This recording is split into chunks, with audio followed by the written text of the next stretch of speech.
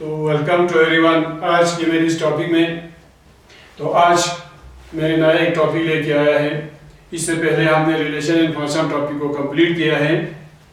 तो आज हम ले लेंगे 12 क्लास के लिए, पार्ट 12 क्लास के लिए inverse trigonometric function. Inverse trigonometric function तो प्रीवियस चैप्टर में रिलेशन एंड फंक्शन में हमने पढ़ा था, वहाँ पर इनवर्स ऑफ ए फंक्शन क्या होता है, फंक्शन का इनवर्स क्या होता है। तो इस तरह देखो, f of x gives y such that f of x is equal to y is 1 1 and on 2, then we can define a unique function g of y gives x such that g of y is equal to x where x belongs to capital X. This x is an element of capital X and y belongs to capital Y. Here domain of y is equal to range of f and range of y is equal to domain of f. Then the function g is called inverse of f and is denoted by f inverse. तो inverse of a function हमने पहले पढ़ा है। Inverse of a function होता है क्या है? तो इनवर्स ऑफ ए फंक्शन ये बाइजेक्शन फंक्शन होता है जो 1 1 भी हो और 2 भी हो। तो we can define a unique function g of y gives x.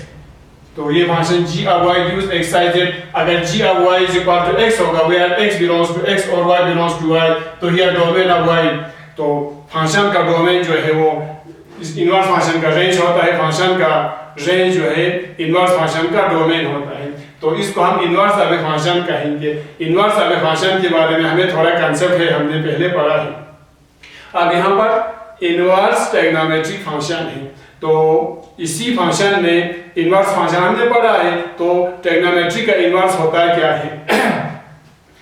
तो यहाँ पर देखो, अब पैरस करो फंक्शन में ही अगर हम ट्रिग्नोमेट्री को ले लो, ट्रिग्नोमेट्री में ट्रिग्नोमेट्रिक फंक्शन, तो ट्रिग्नोमेट्री का उसका हम अगर इनवर्स वैल्यू ले लें इस तरह से, since the domain of sin function, अगर हम कोई साइन को इस तरह से y is equal to sin x,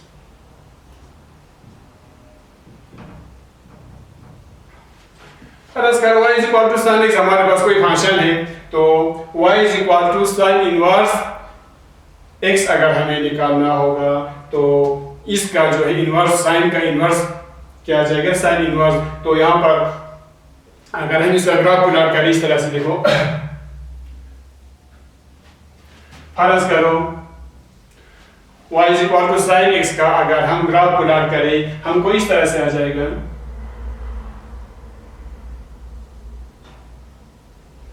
फर्ज करो इस तरह से हमें इसका ग्राफ आ जाएगा।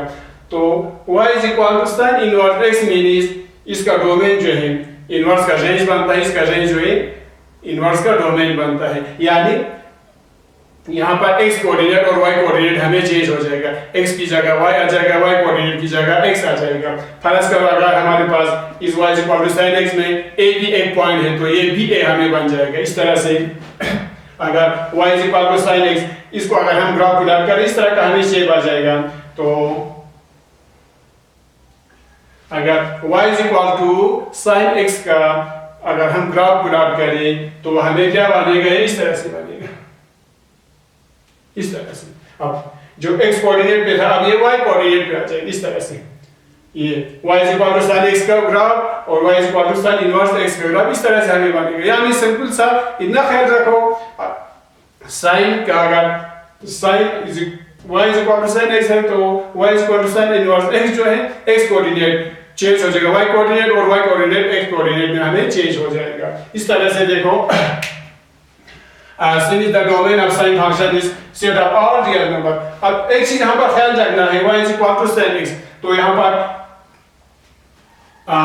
since the domain of sin, अगर हम sin का मिसाल ले लें, sin फंक्शन में क्या होता है, the domain of sin function का डोमेन जो है is set of all real number, ये सारा रियल नंबर होगा, it belongs to all real number and range is closed interval -1 और 1, और sin का y is equal to sin x, तो इसका अगर इस फंक्शन का रेंज जो है -1 और 1 आ जाएगा, close interval. If we restrict it is domain to तो यहाँ पर देखो ना, हमने पहले पढ़ा ये फंक्शन जो है 1 1 और 2 होना चाहिए।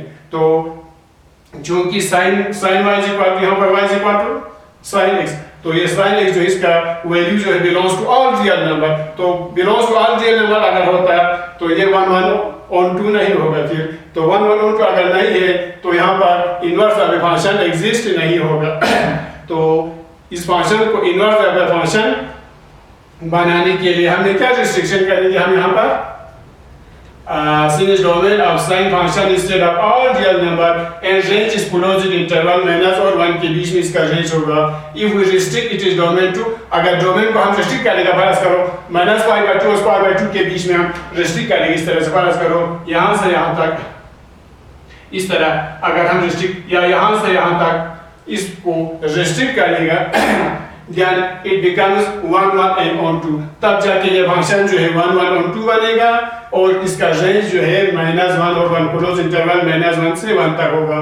तो the graph of y is equal to sin inverse x can be obtained from the graph of y is equal to sin x, तो y is equal to sin x के ग्राफ से हम y is equal to sin inverse x का graph obtain कर सकता है।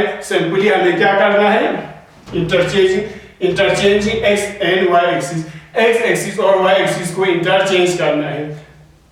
तो ये यहाँ पर x एक्सिस पे बना था, तो यहाँ पर ये इसका ग्राफ जो है y एक्सिस पे बनेगा। मिसाल फर्ज करो अगर a भी एक पॉइंट है इसका साइन टेक्नोमेट्री का, तो इसका इनवर्स का क्या बनेगा, हमें ba बनेगा, a b की जगह ba आ जाएगा, x कोऑर्डिनेट y कोऑर्डिनेट की जगह y कोऑर्डिनेट जो है x कोऑर्डिनेट पे आ जाएगा। तो ये इनवर्स ट्रिग्नोमेट्रिक फंक्शन होता क्या है, इसका मैंने एग्जांपल एक ले लिया। जस्ट ये function of A inverse function कब एग्जिस्ट होता है, जब ये 1 1 हो और ऑन 2 हो। तो 1 1 ऑन 2 बाइजेक्शन फंक्शन, कोई भी बाइजेक्शन फंक्शन, तो इनवर्स ट्रिग्नोमेट्रिक फंक्शन अगर इसको हम डिफाइन करें कॉरस्पॉन्डिंग टू एवरी बाइजेक्शन, तो ये फंक्शन 1 1 भी होना चाहिए, ऑन 2 भी होना चाहिए। f of a gives b, अगर हमारे पास एक function f of a gives b है, there exists another bijection, हमारे पास दूसरा बाइजेक्शन फंक्शन एक एग्जिस्ट होगा, g of b gives a, defined by g of y is equal to x, if and only if f of x is equal to y, then g is equal to b gives a is called inverse of a function। तो इसको हम inverse of a function कहेंगे। किसका inverse, f of a gives b, f of a gives b का inverse क्या होगा, g is equal to, ये such that g of b gives a, तो f of a gives b का inverse क्या आ जाएगा, g of b gives a, m is denoted by, जैसे हमें पता है इनवर्स ऑफ फंक्शन को हम m इनवर्स से रिप्रेजेंट करते हैं। तो मैं यहाँ पर ये थोड़ा जस्ट इनवर्स ट्रिग्नोमेट्रिक फंक्शन होता है क्या है, तो ये ट्रिग्नोमेट्रिक फंक्शन का इनवर्स हो गया, उसका इनवर्स हम लेते हैं तो उसको हम इनवर्स ट्रिग्नोमेट्रिक फंक्शन कहेंगे। x कोऑर्डिनेट y में, y कोऑर्डिनेट x कोऑर्डिनेट में चेंज हो जाएगा हमको। तो मैं इसमें हमें प्रिंसिपल वैल्यू ब्रांच जो है इसमें पूछा जाता है, ज्यादातर इसमें हमें पूछा जाएगा प्रिंसिपल वैल्यू निकालने के लिए, और कुछ हमें left hand side right hand side के कुछ स्टेटमेंट दिया होगा, उनको बराबर दिखाने के लिए हमें बोला जाएगा। तो ट्रिग्नोमेट्रिक फंक्शन का हमें कांसेप्ट है, क्योंकि 11th क्लास में हमने पढ़ा है ट्रिग्नोमेट्रिक फंक्शन, तो इस तरह हमको इनवर्स ट्रिग्नोमेट्रिक फंक्शन पढ़ना है। तो 11th क्लास में जितने भी फार्मूले हमने किया है उनको रिकॉल करना है, उनको याद करना है, वही सब यहाँ पर इस्तेमाल होगा। तो यहाँ पर प्रिंसिपल वैल्यू ब्रांच होता है क्या है, तो आपके एनसीईआरटी टेक्स्ट बुक में एक टेबल दिया होगा, तो वो टेबल आपको याद रखना है। वो टेबल इस तरह से दिया है, तो ये टेबल आपके एनसीईआरटी टेक्स्ट बुक में दिया होगा, तो ये टेबल आपको याद रखना है। यहाँ पर देखो साइन इनवर्स है, साइन इनवर्स का ये हमको डोमेन होगी, इसका ये रेंज है। तो साइन इनवर्स -1 से 1 तक, तो इसका रेंज जो है -π/2 से π/2 तक होगा, और cos inverse -1 to 1 gives 0 to π, इसका रेंज है 0 से लेके π/2 तक इसका वैल्यू होगा। कोसेक इनवर्स r -1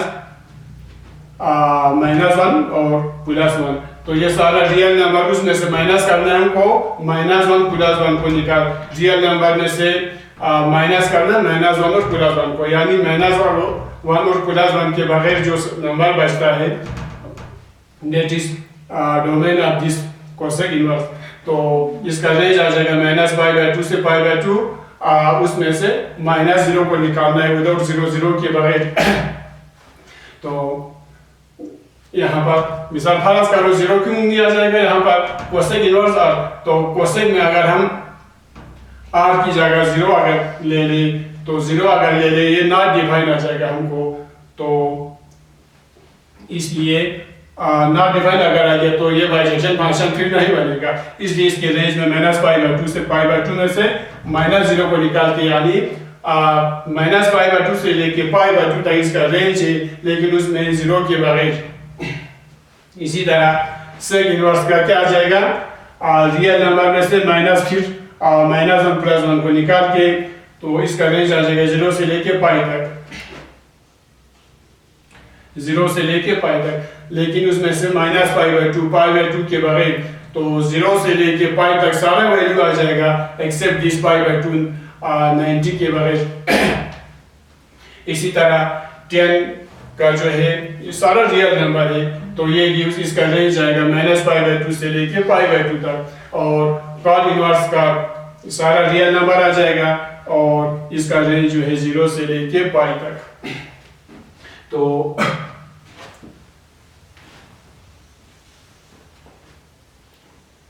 ये एक टेबल है, ये टेबल आपको दिया हुआ है, तो इसको हम, तो इस सारे वैल्यूज को, इस वैल्यूज को हम प्रिंसिपल वैल्यू ब्रांच कहते हैं, दिस वैल्यूज ये सारा वैल्यू जो है इसको हम प्रिंसिपल वैल्यू ब्रांच कहेंगे। तो इस प्रिंसिपल वैल्यू ब्रांच में इनके बीच में हमें एक वैल्यू निकालना होगा, अगर -π/2 और π/2 के बीच में वैल्यू निकालना होगा, 0 to π के बीच में, इनके रेंज में के बीच में जो वैल्यू निकालना होगा इनको हम प्रिंसिपल वैल्यू कहते हैं। तो एक्सरसाइज में हमें पूछा जाएगा इसका प्रिंसिपल वैल्यू निकालो, तो प्रिंसिपल वैल्यू अगर निकालना होगा तो उस वक्त हमें इसके रेंज का ख्याल रखना है, तो इसका रेंज कहाँ से कहाँ तक आ जाएगा, यानी इसका प्रिंसिपल वैल्यू किस और किस लिमिट के बीच में फॉल होगा। फर्ज करो यहाँ पर साइन इनवर्स का अगर निकालना होगा तो इसका प्रिंसिपल वैल्यू जो है -π/2 और π/2 के बीच में आ जाएगा। यहाँ पर कॉस इनवर्स का निकालना होगा 0 से π के बीच में आ जाएगा। तो एक दूसरी बात, कुछ पैटर्न फार्मूले से उनको थोड़ा ख्याल रखना है एक्सरसाइज को हल करने के लिए। तो ये कुछ फार्मूले इस तरह से हैं, तो अगर प्रिंसिपल वैल्यू निकालना होगा ये हमें काम आ जाएगा। यहाँ पर देखो sine inverse -x, sine inverse -x, तो यहाँ पर -x बोलो -θ बोलो, तो ये एंगल को रिप्रेजेंट करता है। साइन इनवर्स माइनस अगर एंगल होगा तो -sin इनवर्स x के बराबर है। इसी तरह tan इनवर्स -x अगर है तो ये -tan इनवर्स x के बराबर है। tan इनवर्स माइनस एंगल जो है ये -tan इनवर्स एंगल को हमने यहाँ पर x से रिप्रेजेंट किया है, इसको x से रिप्रेजेंट करो, थीटा से रिप्रेजेंट कर रहे हैं, कोई नंबर से इसको रिप्रेजेंट करना है। तो कोसेक इनवर्स -x जो है कोसेक इनवर्स x के बराबर है। इन तीनों को मैंने साथ में इसलिए लिखा क्योंकि इन तीनों का जो है सेम रिजल्ट है। यहाँ पर देखो sin इनवर्स -x का -sin inverse x, tan -x का tan inverse x, cosec inverse -x का कोसेक इनवर्स x। तो cos cot और sec जो है, तो इनका cosec inverse cos inverse -x अगर है तो ये x cos इनवर्स x आ जाएगा। इसी तरह cot -x है तो cot इनवर्स -x अगर है तो x cot इनवर्स x के बराबर हो गई। और यहाँ पर sec इनवर्स x जो है ये x sec इनवर्स x के बराबर है। तो ये कुछ फार्मूले हैं, इसको याद रखना है। एक्सरसाइज नंबर फर्स्ट, पहला एक्सरसाइज का ट्रिग्नोमेट्रिक इनवर्स ट्रिग्नोमेट्रिक फंक्शन का पहला एक्सरसाइज को हल करने के लिए हमें ये फार्मूले लगेंगे। तो वहाँ पर हमें पूछा जाएगा कुछ टर्म्स हमें दिया होगा, उनका प्रिंसिपल वैल्यू निकालना है, तो ये प्रिंसिपल वैल्यू कैसे निकालना है। तो नेक्स्ट इसका हम कुछ एक्सरसाइज करेंगे।